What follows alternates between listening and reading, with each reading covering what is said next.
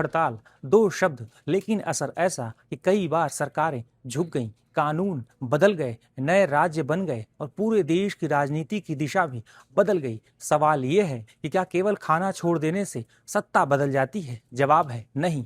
लेकिन जब भूख हड़ताल किसी बड़े जन समर्थन, नैतिक शक्ति और स्पष्ट उद्देश्य के साथ जुड़ जाती है, तब उसका प्रभाव बहुत दूर तक जाता है। भारत का इतिहास ऐसे कई उदाहरणों से भरा पड़ा है। इन दिनों सोनम वांगचुक भूख हड़ताल पर हैं। उनके भूख हड़ताल की चर्चा भारत की सीमाओं के बाहर भी होने लगी है। सोनम वांगचुक कॉकरोच जनता पार्टी के साथ मिलकर केंद्रीय शिक्षा मंत्री धर्मेंद्र प्रधान के इस्तीफे की मांग कर रहे हैं। उनकी मांग ये भी है कि परीक्षा प्रणाली में सुधार किया जाए और छात्रों के अधिकारों की सुरक्षा की जाए। वहीं अब नीट का दोबारा पेपर होने के बाद अब उसके नतीजे भी सामने आ चुके हैं और इस बार सब ठीक ठाक रहा है। लेकिन एक बार फिर सवाल वही है कि आखिर सोनम वांगचुक भूख हड़ताल से हासिल क्या करना चाहते हैं या वो बदलना क्या चाहते हैं? क्या भूख हड़ताल से इतना कुछ करना संभव है?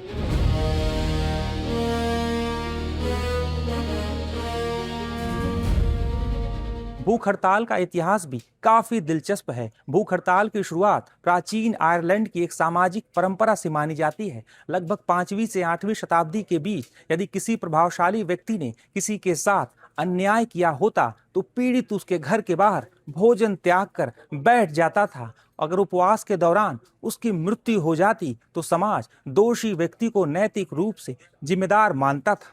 आधुनिक दौर में 19वीं और 20वीं शताब्दी में आयरलैंड के स्वतंत्रता सेनानियों और ब्रिटेन की महिलाओं के मताधिकार आंदोलन ने भूख हड़ताल को राजनीतिक हथियार के रूप में इस्तेमाल किया, जिसके बाद ये पूरी दुनिया में विरोध का प्रभावी माध्यम बन गया। भारत में भी कई ऐसे आंदोलन हुए जिनमें न हथियार उठाए गए, न हिंसा हुई, लेकिन सत्ता को झुकना पड़ा। कई बार कानून बदले गए, कई बार सरकारों को अपने फैसले वापस लेने पड़े और एक बार तो पूरे देश का नक्शा ही बदल गया। महात्मा गांधी, भगत सिंह, पोट्टी श्रीरामुलु, इरोम शर्मिला और अन्ना हजारे, इन सभी की भूख हड़तालों का मकसद अलग था, लेकिन इन आंदोलनों ने भारतीय राजनीति और समाज पर गहरी छाप छोड़ी। हालांकि ये भी सच है कि हर भूख हड़ताल अपने घोषित लक्ष्य को पूरी तरह हासिल नहीं कर पाई। फिर भी इन आंदोलनों ने जनमत बनाया, सत्ता पर नैतिक दबाव डाला और इतिहास की दिशा बदलने में महत्वपूर्ण भूमिका भी निभाई। भारत में भूख हड़ताल की बात हो और महात्मा गांधी का नाम न आए, ऐसा हो ही नहीं सकता। गांधी ने उपवास को केवल विरोध का तरीका ही नहीं बनाया, बल्कि इसे नैतिक शक्ति का प्रतीक बना दिया। उनका मानना था कि जब किसी व्यक्ति का उद्देश्य न्यायपूर्ण हो और उसका जीवन ईमानदारी और त्याग का उदाहरण हो, तब उसका उपवास सत्ता और समाज दोनों की अंतरात्मा को झकझोर सकता है। 1918 में अहमदाबाद के कपड़ा मिल मजदूरों की हड़ताल के दौरान गांधी ने उपवास रखा, जिसका नतीजा ये हुआ कि मजदूरों और मिल मालिकों के बीच समझौता हुआ। 1932 में यरवदा जेल में उन्होंने ब्रिटिश सरकार के कम्युनल अवार्ड के खिलाफ आमरण अनशन शुरू किया। इसके बाद डॉक्टर भीमराव अंबेडकर और गांधी के बीच ऐतिहासिक पूना पैक्ट हुआ, जिसने दलित प्रतिनिधित्व की नई व्यवस्था तय की।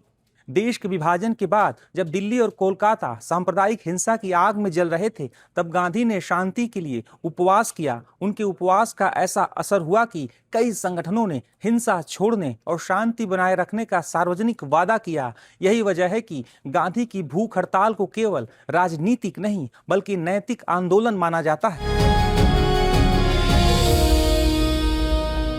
अगर आपको लगता है कि भगत सिंह सिर्फ बम और पिस्तौल के प्रतीक थे, तो ये अधूरी तस्वीर है। उन्होंने अंग्रेजी हुकूमत के खिलाफ सबसे प्रभावशाली लड़ाइयों में से एक जेल के भीतर भूख हड़ताल के जरिए लड़ी थी। 1929 में गिरफ्तारी के बाद भगत सिंह, बटुकेश्वर दत्त और उनके साथियों ने भूख हड़ताल शुरू की थी। उनकी मांगें किसी निजी सुविधा के लिए नहीं थी। वे चाहते थे कि भारतीय राजनीतिक कैदियों को यूरोपीय कैदियों के बराबर खाना, साफ कपड़े, पढ़ने लिखने की सुविधा और सम्मानजनक व्यवहार मिले। उनका तर्क था कि स्वतंत्रता सेनानियों को सामान्य अपराधियों की तरह नहीं देखा जा सकता। भगत सिंह ने करीब 116 दिनों तक भोजन नहीं किया। अंग्रेज सरकार ने उन्हें जबरन खाना खिलाने की कोशिश की, लेकिन वे झुके नहीं। इसी आंदोलन के दौरान क्रांतिकारी जतिन दास ने 63 दिनों की भूख हड़ताल के बाद अपने प्राण त्याग दिए। उनकी अंतिम यात्रा में लाखों लोग उमड़े और पूरे देश में अंग्रेजी शासन के खिलाफ गुस्से की लहर दौड़ गई। भले ही अंग्रेज सरकार ने सभी मांगे तुरंत स्वीकार नहीं की,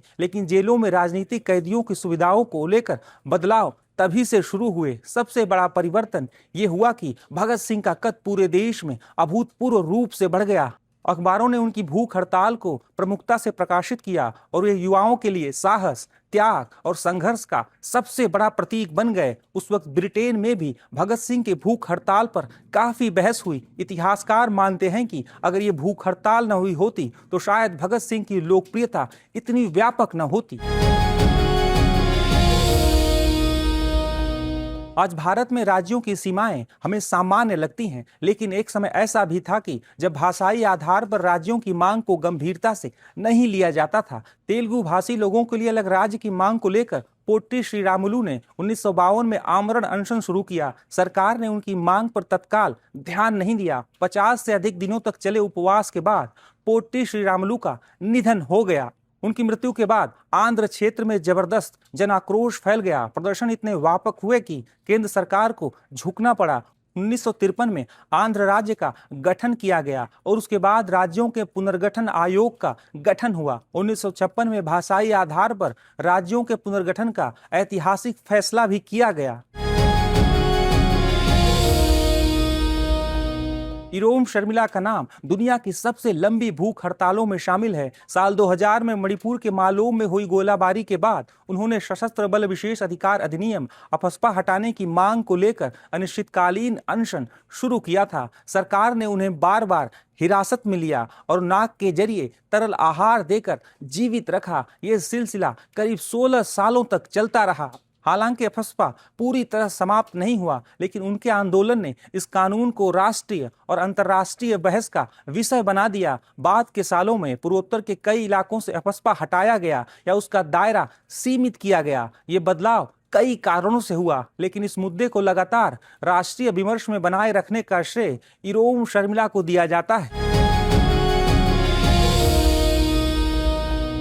साल 2011 में अन्ना हजारे का अनशन शायद आज की पीढ़ी का सबसे चर्चित भूख हड़ताल आंदोलन था। जन लोकपाल बिल को मांग को लेकर शुरू हुआ यह आंदोलन देखते ही देखते पूरे देश में फैल गया। दिल्ली के जंतर मंतर और बाद में रामलीला मैदान में लाखों लोग जुटे। सोशल मीडिया, टीवी और युवाओं की भागीदारी ने इस आंदोलन को अभूतपूर्व बना दिया। सरकार पर इतना दबाव बना कि लोकपाल कानून बनाने की प्रक्रिया तेज करनी पड़ी। 2013 में लोकपाल एवं लोकायुक्त अधिनियम पारित हुआ। हालांकि आंदोलन की सभी मांगें उसी रूप में पूरी नहीं हुई, लेकिन इसने भ्रष्टाचार को राष्ट्रीय राजनीतिक मुद्दा बना दिया। इसी आंदोलन से कई नए राजनीतिक चेहरे उभरे और भारतीय राजनीति में एक नए दौर की शुरुआत भी हुई। आम आदमी पार्टी का गठन हुआ। अरविंद केजरीवाल उसके मुखिया बने और फिर बाद में वो दिल्ली के मुख्यमंत्री भी बने। हालांकि अन्ना आंदोलन को लेकर अलग अलग तरह की बहसें होती रही हैं। इतिहास ऐसे उदाहरणों से भरा पड़ा है। इतिहास बताता है कि केवल भूखा रहने से सरकारें नहीं झुकती। भूख हड़ताल तभी असरदार होगी जब उसके पीछे नैतिक विश्वसनीयता, जन समर्थन और स्पष्ट उद्देश्य हो। गांधी ने समाज की अंतरात्मा को झकझोरा। भगत सिंह ने जेल की दीवारों के भीतर से अंग्रेजी शासन की क्रूरता को उजागर किया। पोट्टी श्रीरामुलु ने भारत के कई राज्यों का नक्शा बदल दिया। इरोम शर्मिला ने मानवाधिकारों की बहस को दुनिया तक पहुंचाया और अन्ना हजारे ने भ्रष्टाचार के खिलाफ पूरे देश को एक मंच पर खड़ा कर दिया। यानी भूख हड़ताल की असली ताकत पेट खाली रखने में नहीं, बल्कि लोगों के दिल और दिमाग को झकझोरने में होती है। जब किसी आंदोलन के साथ जनता खड़ी हो जाती है, तब भूख हड़ताल सिर्फ विरोध नहीं रहती, बल्कि इतिहास बदलने वाली ताकत बन जाती है। आज देश भर में सोनम वांगचुक की भूख हड़ताल की चर्चा है। उनकी इस भूख हड़ताल से कोई बदलाव आएगा या नहीं, ये तो भविष्य के गर्त में है।